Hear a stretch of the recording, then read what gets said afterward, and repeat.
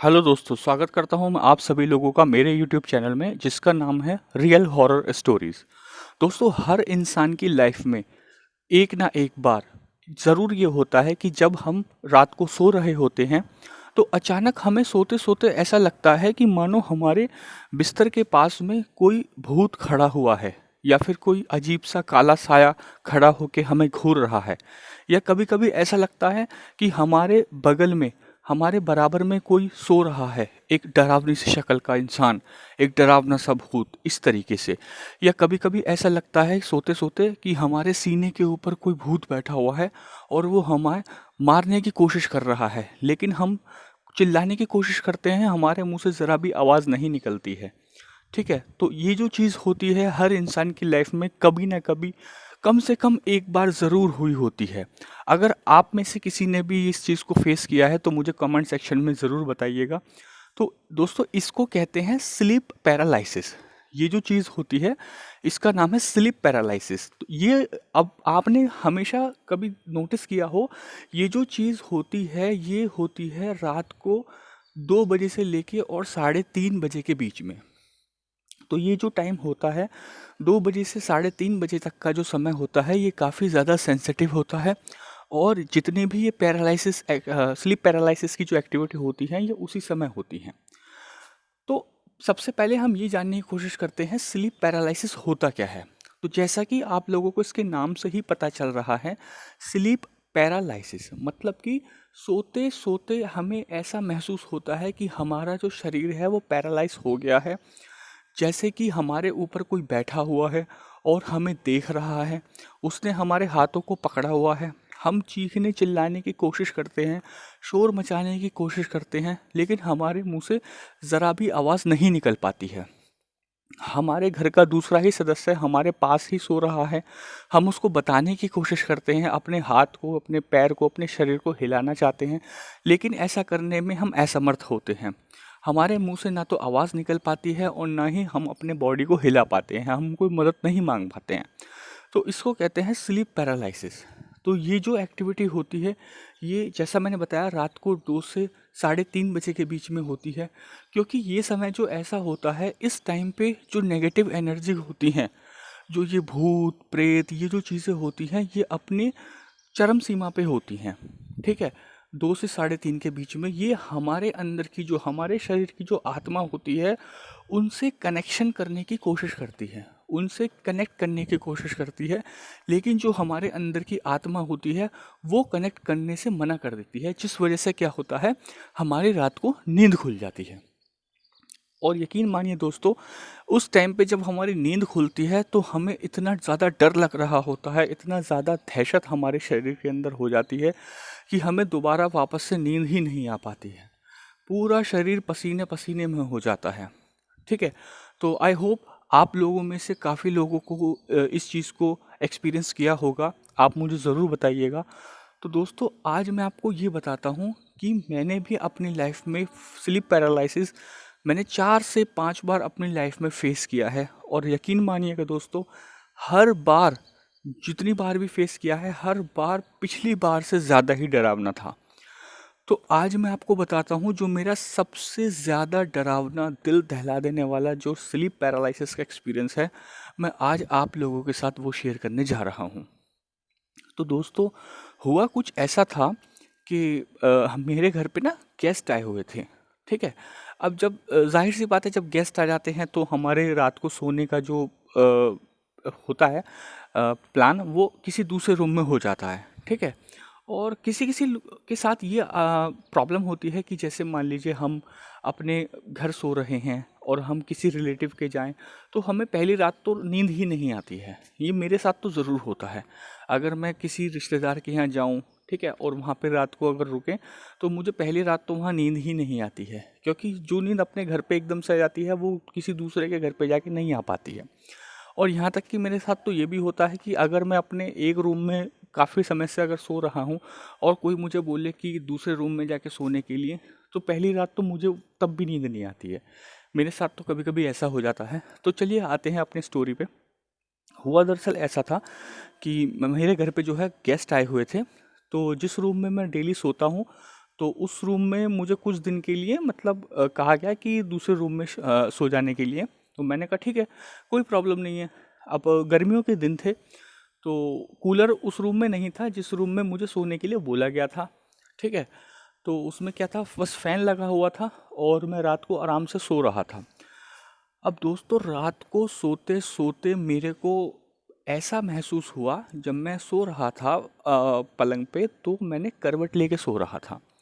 ठीक है, जब मैं करवट लेके सो रहा था तो मैंने महसूस किया मेरे ऊपर किसी ने हाथ रखा, और ये चीज़ मैं अपना नींद में फील कर रहा था। ठीक है, मेरे ऊपर किसी ने अपना हाथ रखा, और जैसे ही मैंने उसके हाथ को देखा, कसम से इतना डरावना, इतना मतलब डर पैदा करने वाला वो सीन था। वो जो उसका हाथ था, वो एक मतलब पतला सा हाथ था, और उसके हाथ पे मतलब काफ़ी सारी झुर्रियाँ सी पड़ी हुई थी, और उसके हाथ में जो हाथों की जो उंगलियां थी वो काफ़ी लंबी थी, जिसे लोगों की होती हैं इस टाइप की नहीं थी। वो बड़ी अजीब सी टेढ़ी मेढ़ी लंबी सी उंगलियां थी, और उसके जो नाखून थे वो भी काफ़ी बड़े बड़े थे, काफ़ी लंबे थे। तो जैसे ही मैंने वो हाथ देखा, मैं तुरंत एकदम मतलब डर गया।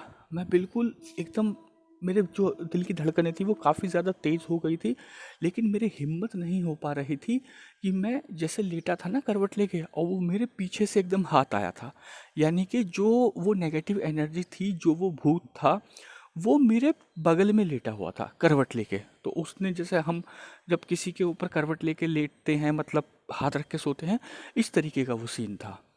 तो अब जब उसका हाथ मैंने देखा, मैं सोच रहा था कि हे भगवान, ये कौन है, ये किसका ऐसे हाथ है, और जो उसका भी ये हाथ है वो मेरे जस्ट पीछे लेटा हुआ है।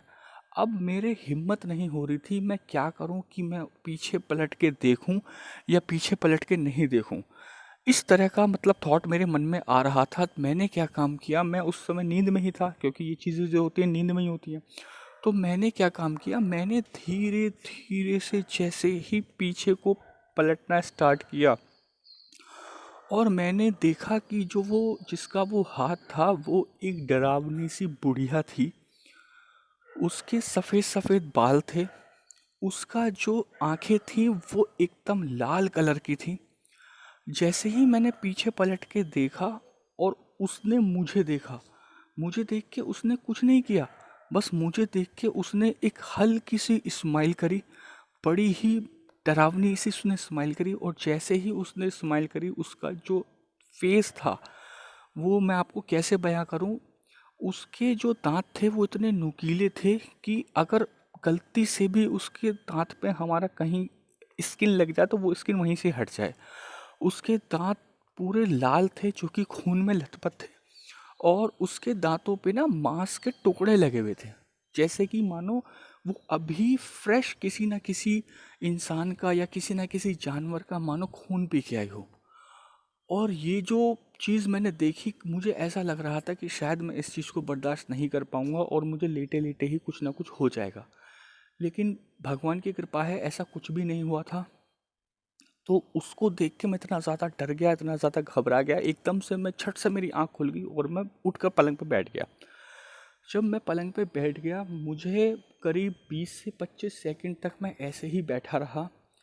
मैं समझने की कोशिश कर रहा था कि ये जस्ट मेरे साथ अभी हुआ क्या है। जब 20-25 सेकंड हो गए, जब थोड़ा सा मेरा दिमाग उस चीज़ से बाहर निकल के एक्चुअल में जब आया, फिर मैंने अपने फ़ोन में समय देखा। मैं जानता था कि ये जो चीज़ें होती हैं ये रात को 2 से 3:30 के बीच में होती हैं। वो जो समय हो रहा था 2:20 रात के 2:20 का वो समय हो रहा था। कमरे के अंदर काफ़ी ज़्यादा अंधेरा हो रहा था। बाहर जो सड़क पे जो स्ट्रीट लाइट जल रही थी, उसकी हल्की हल्की सी रोशनी आ रही थी। अच्छा दोस्तों, एक चीज़ और मैं बता देता हूँ, ये जितनी भी मेरे साथ स्लीप पैरालिसिस की एक्टिविटी हुई है ना, उस टाइम पर क्या होता है, कभी भी ना तो कमरे में पूरी तरह से अंधेरा था, और ना ही कमरे में कोई ज़्यादा तेज़ बल्ब या ट्यूबलाइट ऐसा नहीं जल रही थी। उस टाइम जब भी मेरे साथ ये हुआ है, उस टाइम पे क्या होता है, हल्की हल्की सी रोशनी आ रही होती है। अब चाहे वो रोशनी बाहर स्ट्रीट लाइट जो होती है उसकी रोशनी आ रही हो, या फिर हम अपने रूम के अंदर एक नाइट बल्ब जला देते हैं छोटा सा, या उसकी रोशनी हो रही होती है। तो मेरे साथ जितनी भी चीज़ें जितनी बार भी ये स्लीप पैरालिसिस की एक्टिविटी हुई है, हमेशा कमरे के अंदर हल्की हल्की सी लाइट जल रही होती है। अब अब ऑब्वियस सी बात है, अगर कमरे में पूरा अंधेरा होगा तो हम उस अंधेरे के अंदर जो ब्लैक काला साया होता है या जो भूत होता है हम उसको नहीं देख पाएंगे। और वो यकीन मानिए, ये जो चीज़ें होती हैं, जो भूत होता है वो हल्की धीमी रोशनी के अंदर ज़्यादा डरावना दिखाई देता है। ठीक है, चलिए आज मैं आपको एक और अपना स्लीप पैरालिसिस का एक्सपीरियंस शेयर करता हूँ। ये मैं दूसरी आपको सुनाने जा रहा हूँ। ये पहली वाली से और भी ज़्यादा भयंकर है। तो इसमें हुआ क्या था, जैसा कि मैंने आपको पिछली एक दो वीडियो में बताया है कि मैं नोएडा में जॉब करता हूँ। तो जब मैंने नया नया ऑफिस में ज्वाइन किया था, तो मेरा जो ऑफिस का टाइमिंग था वो था शाम को 4 बजे से लेके और रात 12 बजे तक का। अब जाहिर सी बात है, जब रात के 12 बज जाते हैं तो वापस मेरे घर जाने के लिए बस तो मुझे मिलेगी नहीं। तो मैंने क्या काम किया, मैंने वहाँ पे एक पीजी में मैंने शिफ्ट हो गया। मैंने एक पीजी ले लिया जिसमें मैं शिफ्ट हो गया। और जो मेरा रूम था वो 2 सीटर रूम था। मैं था और मेरा एक रूममेट था। जो मेरा रूममेट था वो भी मेरे ही ऑफिस का था, लेकिन हम दोनों का डिपार्टमेंट जो था वो अलग अलग था। और जो मेरा रूममेट था उसकी 5 डेज़ वर्किंग जॉब थी। सैटरडे संडे उसका ऑफ रहता था। तो वो क्या काम करता था, फ्राइडे को ऑफिस ख़त्म करके वो अपने घर के लिए निकल जाया करता था ऑफिस से ही। तो मुझे फ्राइडे सैटरडे और संडे 3 रातें मुझे अकेले ही उस रूम में बितानी पड़ती थी। तो हुआ एक दिन कुछ ऐसा कि रात को मेरे ऑफिस की छुट्टी हुई, लगभग रात को 12 बजे छुट्टी हुई। और मैं करीब 12:30 बजे अपने रूम पे आ गया। और लेटते लेटते सोते सोते मुझे रात के 1 बज गया। मैं आराम से अपने सो गया। और जो रूम था उसके अंदर छोटा नाइट बल्ब जो होता है वो मैं जला के सो गया। तो हुआ कुछ ऐसा, रात को मेरे एक्सपीरियंस किया, जिस तरफ मैं सिर करके लेटा हुआ था, सीधा मैं लेटा हुआ था। और मेरे सामने ना जो किचन होती है, किचन पे जो स्लैब डली होती हैं जिस पे हम दाल मसाले ये सब डब्बे रखते हैं, वो 2 स्लैब पड़ी हुई थी, लेकिन वो दोनों स्लैब पे खाली थी। तो मैंने क्या देखा, जब मैं नींद में था, स्लीप पैरालिसिस में मैं नींद में था, तो मैंने देखा कि मेरे आँखों के सामने वो जो स्लैब डली हुई है किचन के अंदर, उस किचन की जो स्लैब है उसके ऊपर वही बुढ़िया, जो मैंने अभी आपको थोड़ी सी देर पहले एक और स्टोरी बताई थी, वही बुढ़िया उस स्लैब पे बैठी हुई है। और वो वाइट कपड़ों में बैठी है। उसके सफ़ेद बाल हैं जो कि खोले हुए हैं।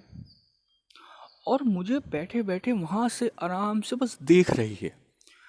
ना तो वो हिल रही है, ना ही वो मेरे पास आ रही है, ना ही वो मुझे कोई नुकसान पहुँचा रही है। बस मुझे वो धीरे धीरे बस देख रही है। और देख के जैसे ही मेरी आई कांटेक्ट उस चुड़ैल के साथ होता है, उस बुढ़िया के साथ जैसे ही मेरा आई कांटेक्ट होता है, वो मुझे देख के एक हल्की स्माइल पास करती है। और वही डरावनी हंसी, वही डरावनी मुस्कान जो मैंने पहले आपको बताई थी, ठीक उसी टाइप की। वही नुकीले लंबे लंबे दांत जिस पे खून लगा हुआ है और जिस पे मांस के टुकड़े लगे हुए हैं, मानो वो अभी किसी ना किसी का खून पी के आई है। तो वो मुझे बस देख रही थी। फिर मैंने क्या काम किया, मैंने झट से अपनी आंखें बंद कर ली। मैं जब झट से अपनी आंखें बंद कर ली और करीब 10 सेकंड या 12 सेकंड बाद मैंने जब फिर से आंखें खोली, मैंने ये सोच के खोली कि शायद अब वो चली गई होगी। तो मैंने जब वापस से अपना 10-12 सेकंड बाद जब मैंने आंखें खोली, तो मैंने देखा वो वापस से फिर वहीं बैठी है। फिर वहीं बैठी है और फिर वो मुझे देख के मुस्कुरा रही है। तो मैं बस, पता नहीं कैसे मेरी एकदम से उस सपने में से मेरी आंखें खुली, मेरी नींद खुली और मैं उस सपने में से बाहर आया। और जैसे ही मैंने अपने आप को देखा कि मैं रूम में अकेला लेटा हुआ हूँ और पूरा पसीने में होया हूँ, और मेरा जो रूममेट है वो वहाँ पे नहीं था, सिर्फ मैं ही था, उसका बेड खाली था। तो ये देख के मैं इतना ज़्यादा डर डर गया, इतना ज़्यादा घबरा गया। और उस समय भी मैंने जब समय देखा था तो लगभग वही 2:30-3 बजे का रात का समय रहा होगा। अब जाहिर सी बात है, मैं रात के 2:30-3 बजे अपने रूम में से बाहर निकल के किसी दूसरे रूम में जाके किसी और बंदे को तो मैं परेशान नहीं कर सकता था। तो उस रात में इतना ज़्यादा डरता रहा, उस रात में इतना ज़्यादा डरता रहा कि मैं क्या बताऊँ। मुझे लगभग 1-2 घंटे बाद मुझे नींद आई होगी। मैंने बड़ी वाली जो ट्यूबलाइट थी उसको ऑन करके तब मैं सोया था। मैं आपको बता नहीं सकता कि ये जो चीज़ जब कोई इंसान एक्सपीरियंस करता है उसको इतना ज़्यादा डर लगता है, और ना जाने कितनी रात तक उसके मन में ये डर बैठा ही रहता है। ठीक है, तो ये था मेरा एक्सपीरियंस। तो ये थी आज की आपकी स्टोरी जो है स्लीप पैरालिसिस के ऊपर। आई होप आप लोगों को मेरी ये स्टोरी काफ़ी पसंद आई होगी। आप प्लीज़ मुझे कमेंट सेक्शन में कमेंट करके बताइएगा, मेरी स्टोरी को लाइक कीजिएगा, चैनल को सब्सक्राइब कीजिएगा और ज़्यादा से ज़्यादा इस स्टोरी को शेयर कीजिएगा। इन केस अगर आपके पास कोई ऐसी स्टोरी है जो आप मुझे शेयर करना चाहते हैं, जो आपका कोई भी एक्सपीरियंस अगर है, आप मुझे बताना चाहते हैं अपना कोई घोस्ट स्टोरी के बारे में, तो आप डिस्क्रिप्शन बॉक्स में ना मेरी ईमेल आईडी लिखी हुई है, आप जो है मुझे ईमेल पे भेज सकते हैं। ठीक है, थैंक यू।